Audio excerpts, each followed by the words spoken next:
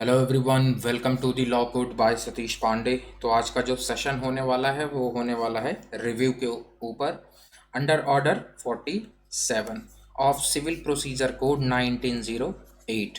तो आज का ये जो सेशन है इसको स्टार्ट करते हैं।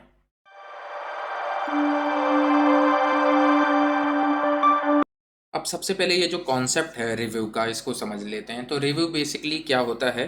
रिकंसीडरेशन ऑफ अ जजमेंट या जो भी कोर्ट का ऑर्डर है उसको रिकंसीडर करना, मतलब बाय द सेम कोर्ट। जिस कोर्ट ने जो जजमेंट पास किया है उसी जजमेंट को उसी कोर्ट द्वारा जब रिकंसीडर किया जाता है तब उसको रिव्यू बोलते हैं। अब ये रिकंसीडर किया किस लिए जाता है? तो मान लो कोई भी उस जजमेंट के अंदर कोई गलती हो गई हो, कोई एरर हो गया हो या कोई नया एविडेंस आया हो, तब उस जो जजमेंट है उसको रिव्यू किया जा सकता है। वो जो ऑर्डर है उसको रिव्यू किया जा सकता है। ये कोई अपील नहीं है बल्कि एक लिमिटेड पावर है विद इन द कोड, जिसके अंडर जो भी कोई माइनर अगर एरर्स हुए हैं तो उनको ठीक किया जा सकता है। अब इसके क्या क्या ऑब्जेक्टिव्स हो सकते हैं एक बार उसको देख लेते हैं।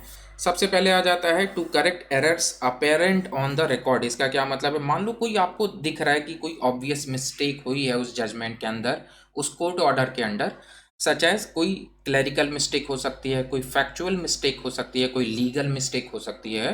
तो बिना अपील में जाए हुए उस ऑर्डर को रिव्यू किया जा सकता है। सेकेंड पॉइंट आ जाता है to prevent miscarriage of justice. अब क्या होता है कि किसी डिसीजन की वजह से किसी पार्टी को सफ़र ना हो। अब जो नेक्स्ट पॉइंट है वो हमें क्या बताता है? To consider new and important evidence. अब एक जजमेंट जो है कोर्ट द्वारा दे दिया गया, लेकिन उसके बाद अगर उसके अंदर कोई न्यू या इम्पॉर्टेंट एविडेंस आ जाता है जो कि पहले नहीं था, तो वो जो मैटर है, वो जो ऑर्डर है, उसको रिव्यू किया जा सकता है। नेक्स्ट पॉइंट आ जाता है to ensure fairness and accuracy in the judgement. And last point आ जाता है आपका to uphold the principles of natural justice. मतलब कि जितने भी लिटिगेंट्स हैं, मतलब जितनी भी पार्टीज हैं केस के अंदर, उनको फेयर डिसीजन मिलने का अधिकार है। किस चीज़ के बेस पे? कंप्लीट एंड करेक्ट फैक्ट्स के बेसिस पे। अब नेक्स्ट आ जाता है हमारा रूल नंबर 1। रूल नंबर 1 हमें क्या बताता है कि who can apply for review. Review के लिए कौन कौन अप्लाई कर सकता है? तो कोई भी एग्रीव पार्टी जो है, जो कि उस डिसीजन से खुश नहीं है, वो अप्लाई कर सकती है। अब इसमें जो यहाँ पे 3 पॉइंट्स हैं उसको एक बार पढ़ लेते हैं। सबसे पहला पॉइंट बताता है कोई डिक्री या कोई ऐसा ऑर्डर जिसमें अपील अलाउड तो है लेकिन उसमें अपील प्रेफर नहीं की गई, उसमें अपील ली नहीं गई, तो उसके किसी डिसीजन के द्वारा कोई भी जो अग्रीव्ड पार्टी है वो रिव्यू में जा सकता है। नेक्स्ट पॉइंट आ जाता है कि अगर कोई ऐसा डिसीजन या ऐसा ऑर्डर है जिसमें अपील ही अलाउड नहीं थी, उसमें भी फिर जो पर्सन है, जो एग्रीव्ड पार्टी है, वो रिव्यू के लिए जा सकता है। एंड लास्ट पॉइंट आ जाता है कोई डिसीजन दिया गया है रेफरेंस के ऊपर from a small court causes में, तो उसमें भी जो भी एग्रीव्ड पार्टी है वो रिव्यू के लिए जा सकती है। अब ये आ जाता है मोस्ट इम्पॉर्टेंट पॉइंट कि क्या क्या ग्राउंड्स होने चाहिए। तो सबसे पहले आ जाता है कि डिस्कवरी ऑफ न्यू या कोई इम्पॉर्टेंट मैटर और एविडेंस। अब कोई नया एविडेंस जो है वो आ जाता है आपके सामने जो कि केस को डिसाइड करते समय जजमेंट के टाइम पे नहीं था, तो उसके थ्रू कोई भी जो पर्सन है वो रिव्यू में जा सकता है। नेक्स्ट आ जाता है पॉइंट नंबर 2, जो कि हमें बताता है मिस्टेक और error apparent on the face of the record. मतलब कोई ऑब्वियस मिस्टेक आपको दिख रही है जजमेंट के अंदर। अब ये ऑब्वियस मिस्टेक क्या क्या हो सकती है? मान लो कोई कैलकुलेशन मिस्टेक हो गई। मान लो लिखना चाहिए था 5 लाख का अमाउंट कंपनसेशन में, लेकिन लिख दिया 50,000 का अमाउंट। तो ये तो दिख रही है कि ये कोई ऑब्वियस मिस्टेक है, तो इसके लिए आप रिव्यू में जा सकते हो। नेक्स्ट पॉइंट आ जाता है कोई एनी अदर सफिशिएंट रीज़न। अगर कोई और सफिशिएंट रीज़न दिख रहा है आपको, तब आप उसके बेसिस पे रिव्यू के लिए जा सकते हैं।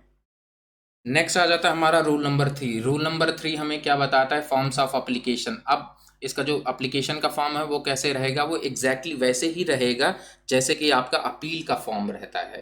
तो application for review must be made in same form as an appeal.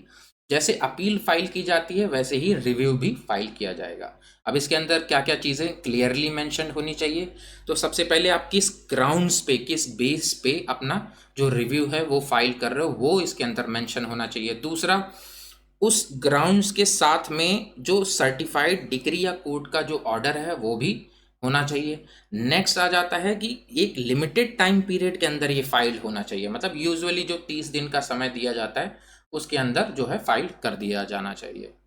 Next आ जाता है रूल नंबर 4। रूल नंबर 4 हमें ये बताता है कि कब एक जो कोर्ट है वो रिव्यू को रिजेक्ट भी कर सकती है या रिव्यू को ग्रांट कर सकती है, रिव्यू दे सकती है। सबसे पहले आ जाता है रिजेक्शन। रिजेक्शन कब हो सकता है, ये सब रूल 1 में मेंशन्ड है। तो अब अगर कोई सफिशिएंट ग्राउंड कोर्ट को नहीं लग रहा है उसके अंदर, मतलब जो रिव्यू एप्लीकेशन है उसके अंदर कोई सफिशिएंट ग्राउंड नहीं लग रहा है, तो कोर्ट उस रिव्यू को रिजेक्ट कर सकती है या फिर जो रिव्यू है उसको ग्रांट भी कर सकती है। उसको लग रहा है कि इस कोर्ट में कुछ मेरिट्स हैं तो जो है रिव्यू दिया जा सकता है। अब रिव्यू ग्रांट करने से पहले कुछ सर्टेन टर्म्स एंड कंडीशंस हैं, उसको आपको मानना पड़ेगा। सबसे पहले, जब भी रिव्यू दिया जाएगा तो ऑपोजिट पार्टी को नोटिस के द्वारा सूचित किया जाएगा। नेक्स्ट, स्ट्रिक्ट प्रूफ चाहिए। कौन से, अगर कोई न्यू एविडेंस आप उसमें लगा रहे हो तो उसका एक कोई स्ट्रिक्ट प्रूफ जरूर चाहिए ही चाहिए जो कि उसमें लगाया जाना चाहिए। अब रूल नंबर 5 हमें क्या बताता है, रूल नंबर 5 हमें बताता है रिव्यू इन कोर्ट्स विद 2 और मोर जजेस। मतलब अब जिस जज ने वो डिसीजन जो है वो पास किया है या जो भी डिग्री उसने जो पास किया है, केवल वही पर्सन जो है रिव्यू सुन सकता है, वही पर्सन जो है, वही जो हमारा जज है वो केवल वही उस रिव्यू को हियर कर सकता है, अगर वो 6 महीने के अंदर अवेलेबल है तब।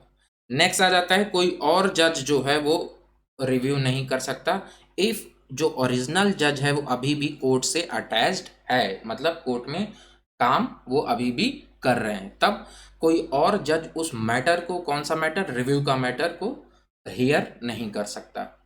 अब रूल 7 हमें अपील्स के बारे में बताता है। तो सबसे पहला पॉइंट हमें ये बताता है कि कोई भी आपको अपील नहीं मिलेगी अगर आपका जो रिव्यू है उसको रिजेक्ट कर दिया गया। अगर रिव्यू जो है वो रिजेक्ट हो गया है तब कोई अपील नहीं मिलेगी उसके अगेंस्ट। लेकिन अपील कब मिल सकती है, जब रिव्यू जो है वो आपको ग्रांट कर दिया गया है।